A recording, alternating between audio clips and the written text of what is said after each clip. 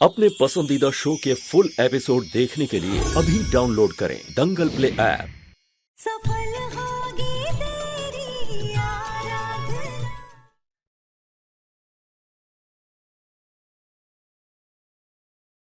और वो हमेशा विनायक में ही रहेगी माधव।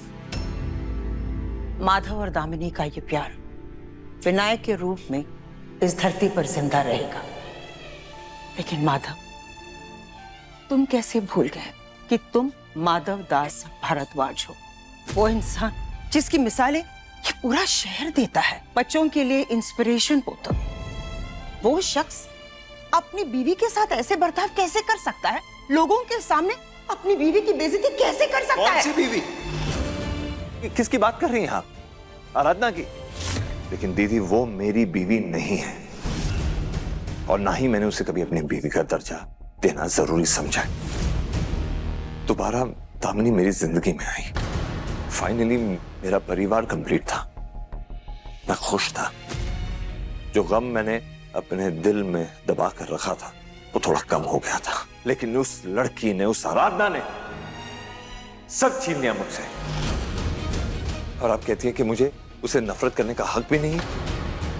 जो खुद उसे बर्दाश्त नहीं कर सकती थी, घर से बाहर धक्के मार के फेंकना चाहती थी, और आज उसी की सपोर्ट में आप बातें कर रहे हैं। मैं उसे सपोर्ट नहीं कर रही हूँ और ना ही उस पर भरोसा कर रही हूँ।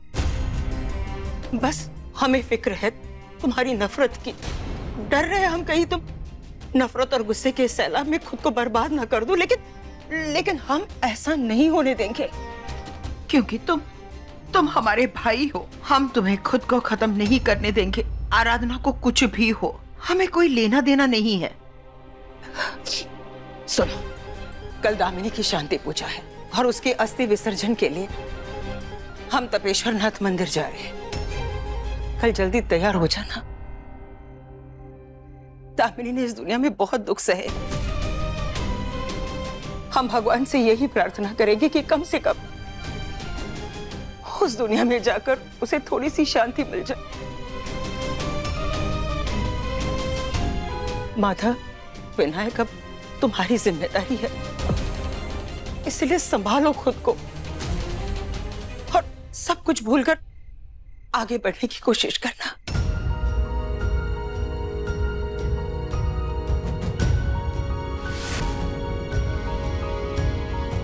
दामिनी ने इस दुनिया में बहुत दुख सहे हैं। हम भगवान से यही प्रार्थना करेंगे कि कम से कम उस दुनिया में जाकर उसे थोड़ी सी शांति मिल जाए।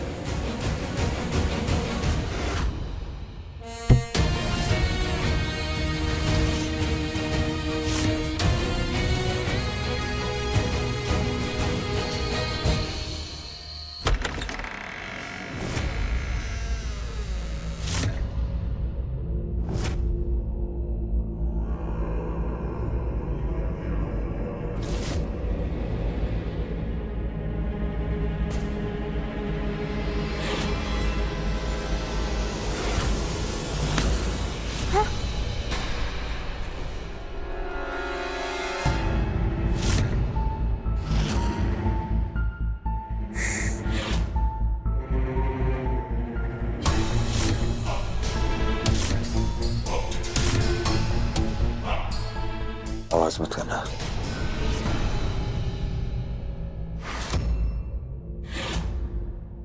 सॉरी आराधना, बहुत बड़ी गलती हो गई मुझसे। मुझे ऐसा नहीं करना चाहिए था। इतनी बड़ी गलती, बल्कि मैं ऐसा हुआ ही नहीं।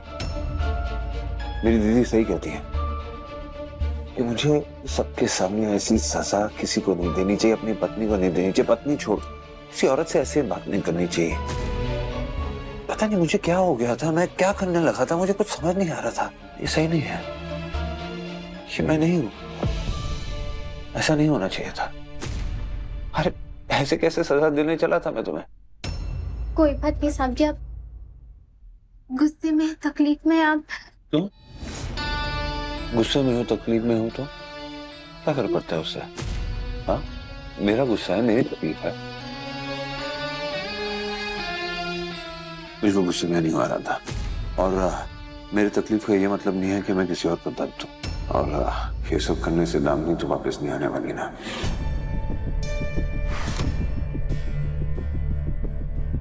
तुम्हें पता है आराधना, जब खुद को मैंने 14 महीने इस कमरे में बंद किया था ना, पूरी तरह टूट गया था मैं।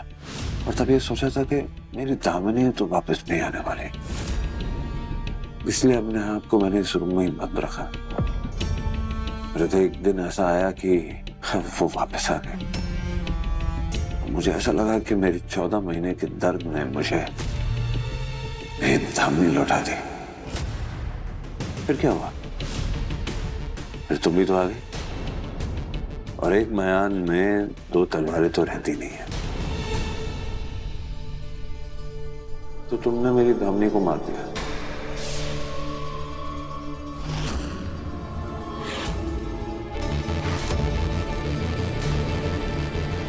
हमेशा के लिए छीन गया उससे मुझे। लेकिन अब वो चली गई है तो मुझे खुद को तो संभालना होगा ना आराधना। और मैंने मेनका दीदी से भी वादा किया है कि अब मैं कुछ गलत नहीं करूंगा, सब सही करूंगा, गुस्सा नहीं होऊंगा, किसी को ऐसी सजा नहीं दूंगा। जिंदगी में आगे बढ़ूंगा और कल सुबह अच्छे से तैयार होकर निकल जाऊंगा, बस ये सोचा है मैंने। कहाँ जा रहे हैं आप? दामिनी को हमेशा के लिए अलविदा कहना है। ये दिन मैं कभी भूल नहीं सकता, कभी नहीं भुला नहीं पाऊंगा इस दिन।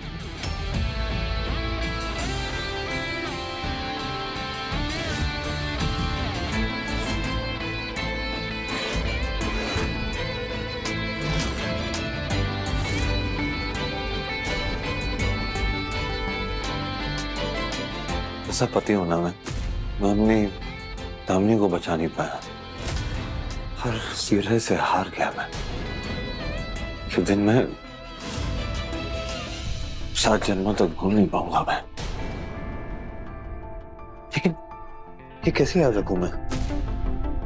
मतलब यादें जो होती हैं वो तो वक्त गुजरने के साथ साथ धुंधली सी हो जाती है ना, तो ना याद।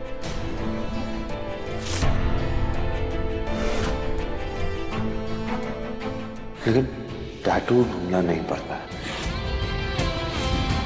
जो अधूरा रह गया था उसे अब पूरा कर देता हूं।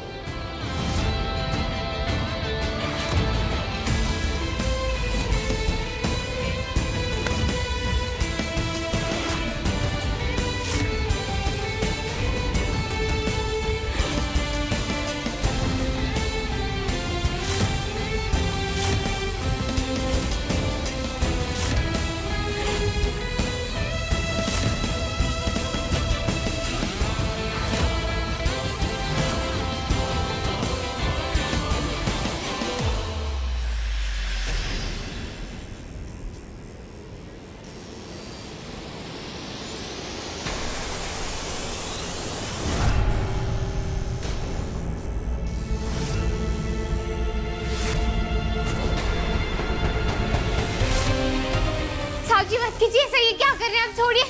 आपको मुझसे नाराजगी है ना, तो आप मुझ पर गुस्सा निकाल लीजिए, आप खुद को तकलीफ नहीं दीजिए। हटाइए इसे, छोड़िए। साहब जी, साहब जी प्लीज ऐसे मत कीजिए, छोड़िए ना ऐसे, आप अपने आप को तकलीफ मत दीजिए। मेनका दीदी, किशन भैया, देविका जी, किशन भैया प्लीज आइए।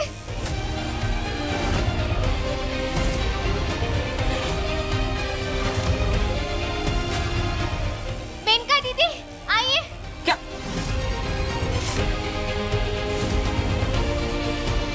ये माधव, क्या कर रहे हो तुम? एमडी, क्यों किया तुमने ये सब?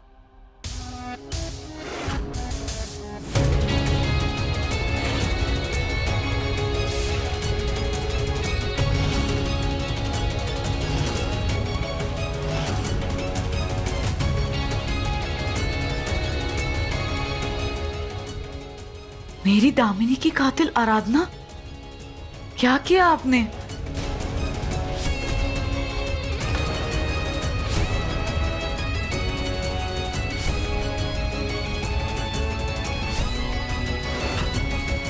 जिससे मैंने जिंदगी में सबसे ज्यादा नफरत की, उसे मैंने पैसा, गहने, इज्जत, नाम सब दिया।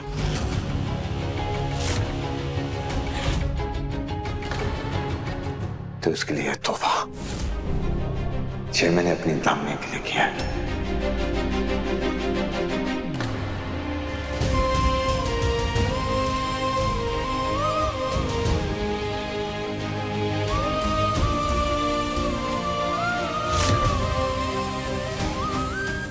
मेरी दामिनी की कातिल आराधना?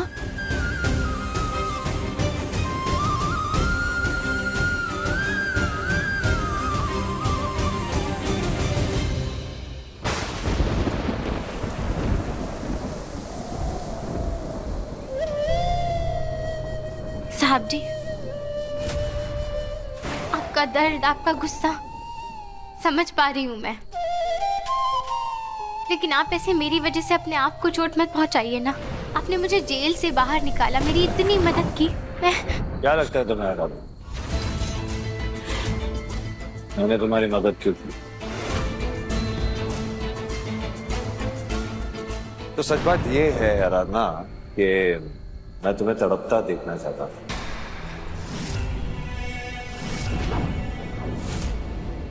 अपना बदला पूरा करना चाहता हूं तुमसे। क्या कुछ नहीं किया मैंने तुम्हारे लिए? क्या कुछ नहीं दिया मैंने? घर, पैसा, इज्जत, नाम, और तुमने क्या किया? अपनी खुशियों के बदले में मुझे सिर्फ गम दिया। जितने मैंने तुम्हारे आंसू पोंछे, उससे दुगने आंसू तुमने मुझे दे दी। विनायक को हमारी जिंदगी में लाकर हमारे परिवार को पूरा तो किया तुमने, लेकिन उस मासूम से उसकी मां छीन ली तुमने।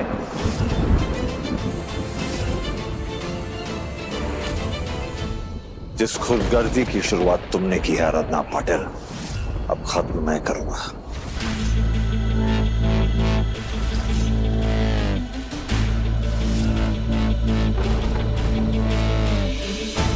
तुम्हें छुड़ा के जो चैन की सांसें लेने का मौका दिया है मैंने, अब वो चैन की सांसें भी मैं छीनूंगा तुमसे।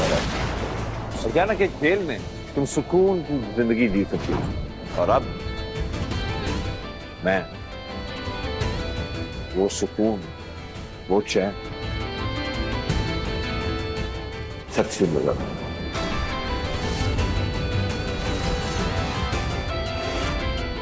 मेरी दामिनी को खोने का जो गम है ना मेरे दिल में, हर दिन जो मैं मरता हूं तो दम घुटता है मेरा, वो दर्द, वो गम, वो खून के आंसू अब तुम रोगी। तुम्हारी जिंदगी में इतनी बदतर बना दूंगा कि मौत भी तुम्हें स्वर्ग लगे। जिस ऐशो आराम, दौलत और शौहरत के लिए तुमने मेरी दामिनी की जिंदगी ली है, अब उस सोने के महल में एक सोने के पिंजरे में मैं तुम्हें कैद रखूंगा।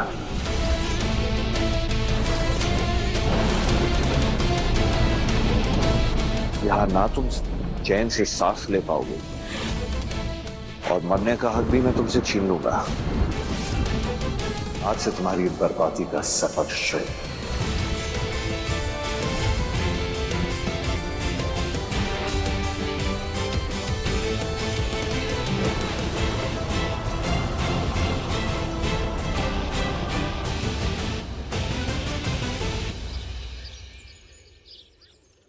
आराधना,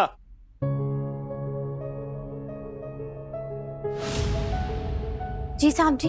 हम दामिनी की अस्थि विसर्जन के लिए बाहर जा रहे हैं, लेकिन तुम घर में रहोगी, घर के बाहर नहीं जाओगे।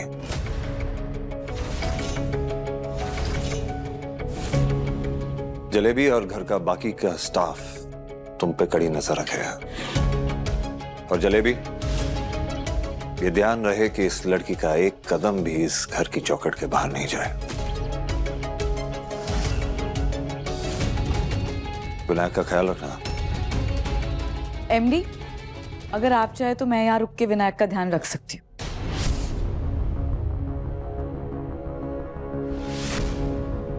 नहीं देविका, तुम दामिनी की बहन हो, तो तुम्हारा तो हक बनता है कि तुम दामिनी के अस्थि विसर्जन के लिए हमारे साथ चलो।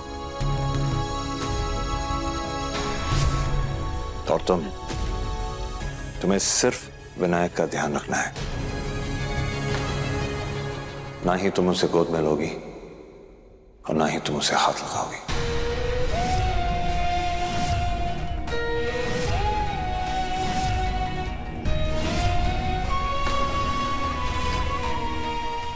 जी मैं समझी नहीं, बिना विनायक को हाथ लगाए उसका ध्यान मैं कैसे रख पाऊंगी?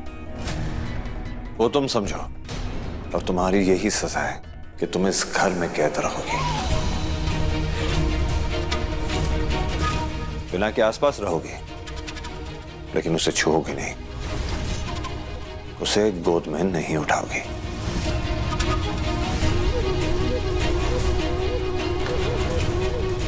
तुम मेरे बेटे के आसपास नहीं थी, इसलिए वो बीमार पड़ गया था। सिर्फ इसी वजह से मैं तुम्हें विनायक के आसपास रहने दे रहा हूं। वो अभी तक ये नहीं जानता है कि तुम उसकी मां की कातिल हो।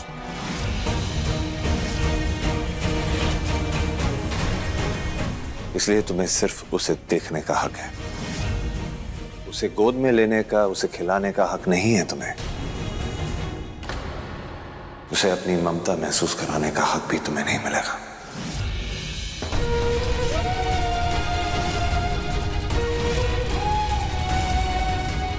जब तुमने दामिनी को विनायक की मां बनने का मौका नहीं दिया, वो खुशी महसूस करने का वक्त नहीं दिया, उसे अपने बेटे को गोद में खिलाने का मौका नहीं दिया, उसके साथ 2 पल बिताने की खुशी नहीं दी, तो मैं भी तुम्हें वो खुशी नहीं दूंगा। वो सुकून तुम्हें नहीं मिलेगा आराधना।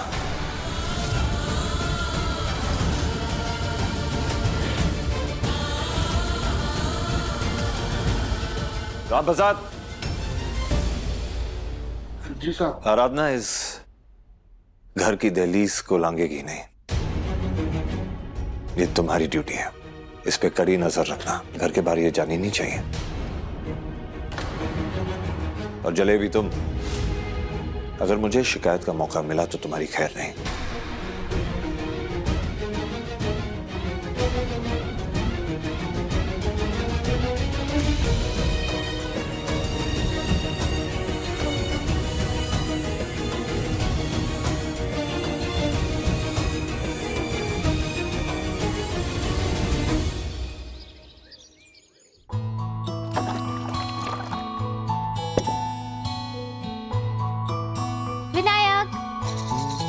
ये देखो, ऐसे घोड़ा बन के आ जा।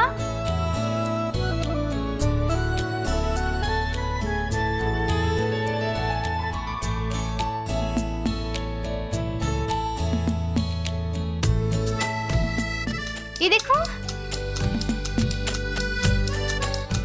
आजा विनायक। ना ही तुम उसे गोद में लोगी और ना ही तुम उसे हाथ लगाओगी।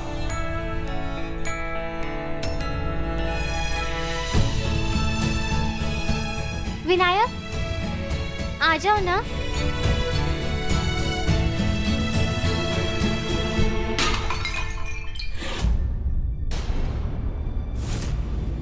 रुकी चंदा दीदी, मैं मदद करती हूँ आपकी। आप तब तक सूपी लेकर आ जाओ, मैं ये इकट्ठा करती हूँ।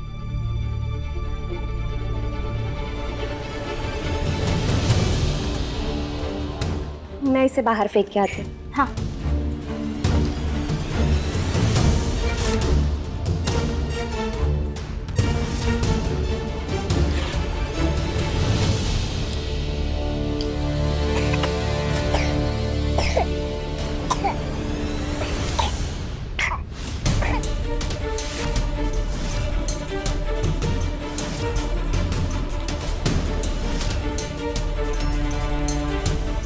ये फिनाइल की बोतल का ढक्कन है। मैं सिर्फ विनायक का ध्यान रखना है, ना ही तुम उसे गोद में लोगी और ना ही तुम उसे हाथ लगाओगी।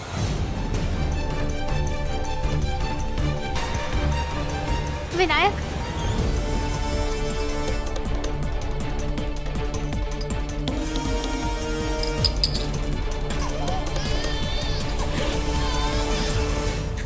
से तो फिनाइल की बदबू आ रही है, लेकिन ये बदबू इसके कपड़ों से आ रही है या इसके मुंह से?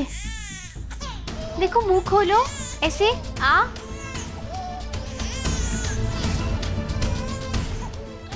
हे भगवान, इसके हाथ में फिनाइल का ढक्कन था और फिनाइल की बदबू भी आ रही है। कहीं इसने फिनाइल तो नहीं पी लिया?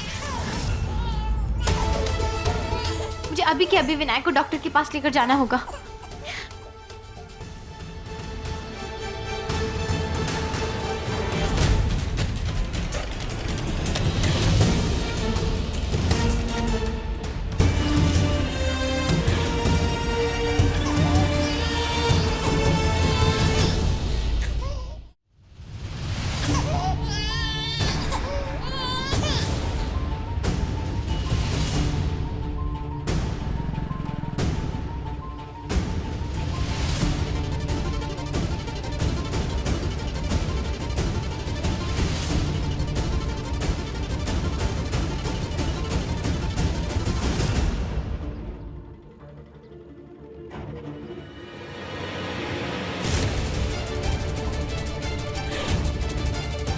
पापा प्लीज मेरी मदद करो, मुझे किसी भी हालत में विनायक को अस्पताल लेकर जाना ही होगा। आराधना, तुम्हें किसी चीज की जरूरत तो नहीं? अरे आराधना, अरे कहाँ चली गई? अभी तो यही थी। विनायक भी नहीं है, कहाँ चली गई ये लड़की? हे भगवान, आराधना कहीं विनायक को लेकर भाग तो नहीं गई?